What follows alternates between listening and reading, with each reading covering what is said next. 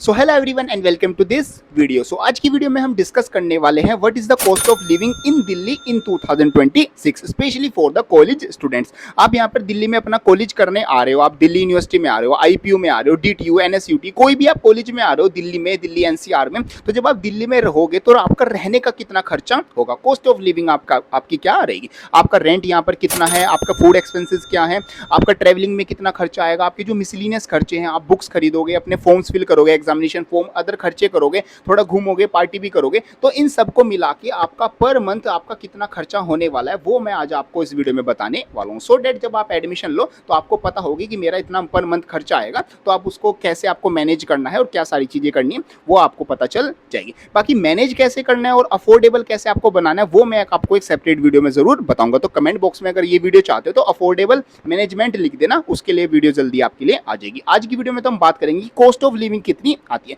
Minimum कितना खर्चा होता है, एक बेसिक एवरेज कितना खर्चा होता है और मैक्सिमम कितना कर सकते हो। वैसे मैक्सिमम तो आपकी चॉइस रहेगी। देखो सबसे पहले हम शुरुआत करते हैं, सबसे पहले मैं बात करूं यहाँ पर रेंट्स की। देखो अगर आप यहाँ पर एडमिशन ले रहे हो, मैं मतलब कि मैं बेसिक लेके चलता हूँ कि आपका दिल्ली यूनिवर्सिटी में एडमिशन हुआ है, बाकी आपका किसी भी कॉलेज में एडमिशन हुआ है तो ऑलमोस्ट आपका 1000-1500 रुपये का फर्क आएगा, तो आप अपने हिसाब से एडजस्ट कर लेना। मैं एक दिल्ली यूनिवर्सिटी का एग्जांपल लेके चल रहा हूँ, बाकी आप किसी पर्टिकुलर कॉलेज का जानना चाहते हो, उसके पर्टिकुलर एरिया का, तो कमेंट बॉक्स में लिख देना, मैं उसके लिए वीडियो बना दूंगा। अब यहाँ पर बात करूँ मैं, यहाँ पर दिल्ली यूनिवर्सिटी में आपका एडमिशन हो गया किसी भी कॉलेज में, दिल्ली यूनिवर्सिटी में सबसे पहले यहाँ पर दिल्ली यूनिवर्सिटी में हॉस्टल मिलना बहुत ज़्यादा मुश्किल है। अगर आपको हॉस्टल मिल जाता है तो आपके बहुत सारा खर्चा बच जाएगा वैसे, लेकिन हॉस्टल हर एक बच्चे को नहीं मिलता, स्पेशली जिनका राउंड फर्स्ट में एडमिशन होता है या फिर राउंड सेकंड में एडमिशन हो जाता है, या फिर जो बच्चे दिल्ली से दूर रहते हैं, जस्ट उन्हीं को यहाँ पर वैसे दिल्ली यूनिवर्सिटी में हॉस्टल मिलता है। बाकी हॉस्टल के लिए मैं आपको बताऊंगा क्या क्या सब कुछ रहता है। तो सबसे पहले आपका जो खर्चा होगा वो रहने का होगा, एकोमोडेशन का होगा। तो वो दो चीज़ों में आप करोगे, अगर आपको हॉस्टल नहीं मिला है तो या तो आप पीजी लोगे, जो पेइंग गेस्ट होता है, बेसिकली आपको एक प्रॉपर रूम मिलेगा जहाँ पर खाना और मैस और वॉशिंग और सब कुछ आपको मिलेगा, या फिर आप अपना लोगे फ्लैट यहाँ पर आप 3 BHK ले लोगे, जैसे कि चार दोस्त अपने साथ में मिलकर रह रहे हैं, बॉयज रह रहे हैं, गर्ल्स रह रही है, या फिर एक पर्टिकुलर ग्रुप हो जाता है बॉयज गर्ल्स का, वो मिलके रह लेते हैं। तो या तो आप पीजी लोगे या फ्लैट लोगे। तो अगर आप दिल्ली में पर्टिकुलरली, जैसे अगर आपका नॉर्थ कैंपस में आपको कॉलेज मिला है, या फिर किसी भी ऑफ कैंपस में, या फिर आपको यहाँ पर साउथ कैंपस में मिला है, या फिर दिल्ली के किसी भी एरिया में मिला है, तो जनरली जो पीजी के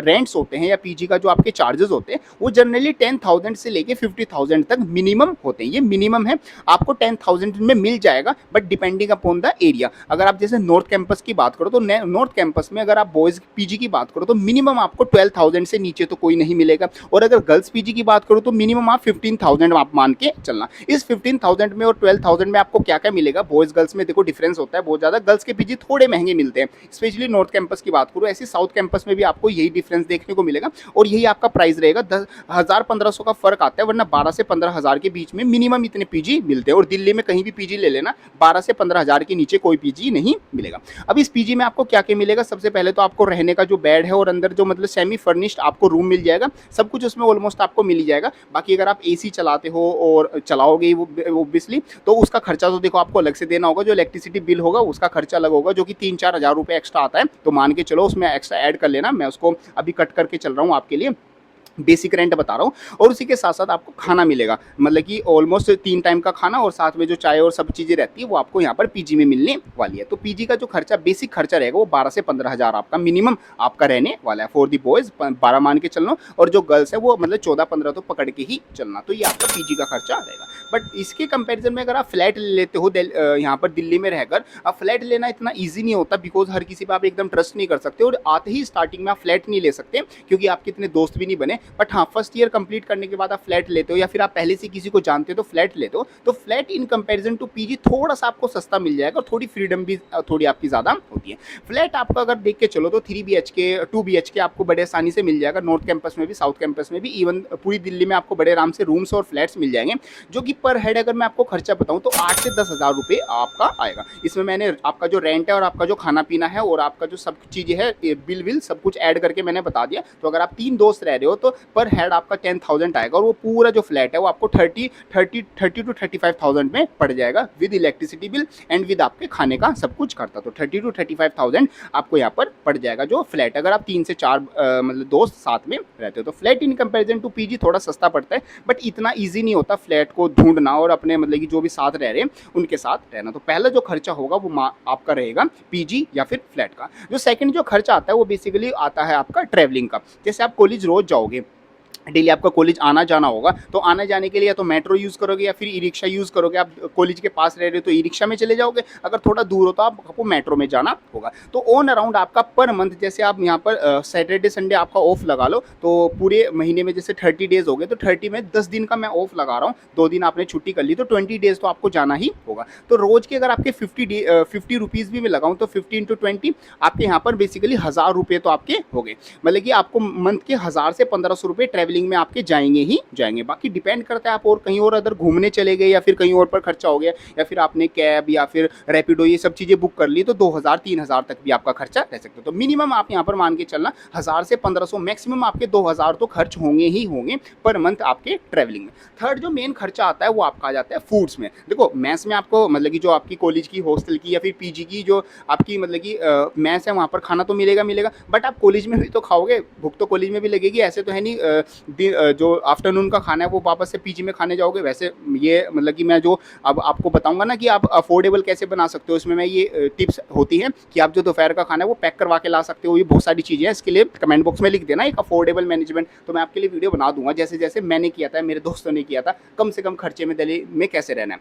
तो यहाँ पर देखो कैंटीन में रोज़ खाओगे तो कैंटीन में मिनिमम आप 100 रुपीज़ का तो रोज़ खाओगे, तो 20 दिन वहाँ से पकड़ लो तो 2000 रुपये का आपका यहाँ पर हो गया। तो 2000 रुपये का आपका खाना रहेगा, ये बेसिक खर्चा हो गया। अब बुक्स और जो फॉर्म्स है वो भी आप फिल करोगे। अब देखो बुक्स मैं बताऊं तो अगर आप दिल्ली यूनिवर्सिटी में पढ़ रहे हो या फिर किसी भी कॉलेज यूनिवर्सिटी में पढ़ रहे हो तो ऑलमोस्ट बुक्स का तो मेरे हिसाब से आपका 0 ही खर्चा आएगा, बिकॉज सभी चीज़ों की पीडीएफ यहाँ पर अवेलेबल होती है। और जो बुक्स है मेरे हिसाब से आपको लाइब्रेरी से बोरो करनी चाहिए अगर आपके पास कोई बुक नहीं है। तो अगर कोई ज़्यादा ही इमरजेंसी है या फिर आपको चाहिए बुक तो फिर खरीद लेना, वरना मैं आपको कभी सजेस्ट नहीं करूँगा कि आपको बुक खरीदनी चाहिए। बुक हमेशा आपको लाइब्रेरी से या तो बोरो कर लो, फ्री में मिल जाएंगी, वरना आप यहाँ पर फ्री पीडीएफ डाउनलोड कर लो और उनसे पढ़ो। तो बुक का तो हमने 0 खर्चा किया, तो मैं आपको भी कहूँगा आप 0 खर्चा करना। हाँ, जो फॉर्म्स फिल करने, एप्लीकेशन फॉर्म हो गया, स्कॉलरशिप के फॉर्म हो गए, फिर कुछ अदर फॉर्म्स हो गए, वो फिल करने में आपके कुछ 200-500-1000 रुपये लग जाएंगे, वो मैं एक्स्ट्रा में लगा के चल रहा हूँ। ये मिसलिनियस खर्चा मैं आपको लगा के चल रहा हूँ। तो सारी चीज़ें मैंने आपको बता दी, यस सारी चीज़ें मैंने आपको बता दी। अब मैं आपको प्लस करके बता देता हूँ कितना खर्चा बैठेगा। तो स्पेशली अगर मैं बात करूँ फॉर दी बॉयज़ की अगर मैं बात करूँ तो 12,000 में आपका मिनिमम यहाँ पर रेंट अगर पकड़ के चल लेता हूँ तो 12,000 रेंट हो गया, 2,000 का हर महीने का खाना हो गया और 1,000 रुपये आपके ट्रैवलिंग के हो गए। तो मिनिमम आपके 15 से 16,000 रुपये पर मंथ आपके लगने ही वाले, अगर आप एक बॉय हो और दिल्ली यूनिवर्सिटी में या फिर दिल्ली के किसी कॉलेज में आपका एडमिशन हुआ तो 15 से 16,000 रुपये मिनिमम खर्चा है। बाकी मैक्सिमम तो जितना चाहो ले जा सकते हो, वो आपकी चॉइस रहेगी। बाकी खाना जितना मतलब देखो मैंने बताया ना 100 का रोज खा रहे हो, बाकी आप 150 का खा लो, 200 का 400 का खा लो, अच्छे रेस्टोरेंट में खाओगे तो फिर तो उस हिसाब से पैसे बढ़ते जाएंगे, वो अपने हिसाब से आप कैलकुलेट कर सकते हो। ये मैंने बेसिक रेट बताया है। अब यहीं पर मैं बात करूँ गर्ल्स की, देखो गर्ल्स के ना थोड़ा एक्स्ट्रा खर्चा बढ़ जाता है क्योंकि इनका पीजी जो है वो भी महंगा आता है। वैसे महंगा नहीं होना चाहिए, गर्ल्स के लिए थोड़ा और सस्ता ही होना चाहिए पीजी, बट क्या करें अब जो है वो है। दिल्ली में आपका पीजी आप मान के चलो 14 से 15,000 का मिनिमम आपको मिलेगा, और जो खाने का और जो सारी चीज़ों का वो तो खर्चा रहेगा। बाकी जो गर्ल्स के मेडिसिन और भी जो चीज़ें होती हैं उन सब का एक्स्ट्रा खर्चा है। तो मिनिमम आप 18 से 20,000 अपना खर्चा मान के चलना। अगर आप एक लड़की हो तो दिल्ली में रहने का 17,000 से लेकर 20,000 के बीच में आपका खर्चा आएगा। इससे कम में आप रह सकते हो, बट वो फिर इतना ज़्यादा कंफर्टेबल या फिर इतनी अच्छी प्राइम लोकेशन पे नहीं होगा। बाकी रह सकते हो, ऐसा नहीं मैं कह रहा बिल्कुल नहीं रह सकते, बट एक मिनिमम खर्चा भी होता है जिसमें आप कंफर्टेबल लाइफ रह रहे हो अपनी। तो 17 से 20,000 फॉर दी गर्ल्स एंड 15 से 16,000 फॉर दी बॉयज, ये दिल्ली में रहने का खर्चा आता है इन 2026। आगे आगे बढ़ता जाएगा वैसे खर्चा, तो मिनिमम इतना 2026 में लेके आप चलना। बाकी आप किसी पर्टिकुलर कॉलेज के बारे में जानना चाहते हो कि मेरे को वहाँ पर एडमिशन लेना है तो वहाँ पर कितना खर्चा आएगा और आसपास पीजी फ्लैट्स के क्या रेट चल रहे हैं, या फिर आप किसी पर्टिकुलर कैंपस का जानना चाहते हो, north campus, south campus, off campus, किसी भी कॉलेज का, तो आप कमेंट बॉक्स में लिख देना। एंड अगर आप वो वाली वीडियो चाहते हो कि अफोर्डेबल कैसे आप बना सकते हो, मिनिमम खर्चा कैसे कर सकते हो, तो उसके लिए कमेंट बॉक्स में लिख देना, मैं जल्दी आपके लिए वीडियो लेके आ जाऊंगा। तो ये सब कुछ आपका रहता है related to this video. Hope करता हूँ वीडियो आपको हेल्पफुल लगी होगी। वीडियो हेल्पफुल लगे इसको लाइक जरूर कर देना, एंड ये चाहते वक्त आपके जो भी डाउट्स है कमेंट बॉक्स में लिख देना, मैं सभी का यहाँ पर रिप्लाई करने वाला हूँ। थैंक यू सो मच, मिलते हैं अपनी नेक्स्ट किसी हेल्पफुल वीडियो में।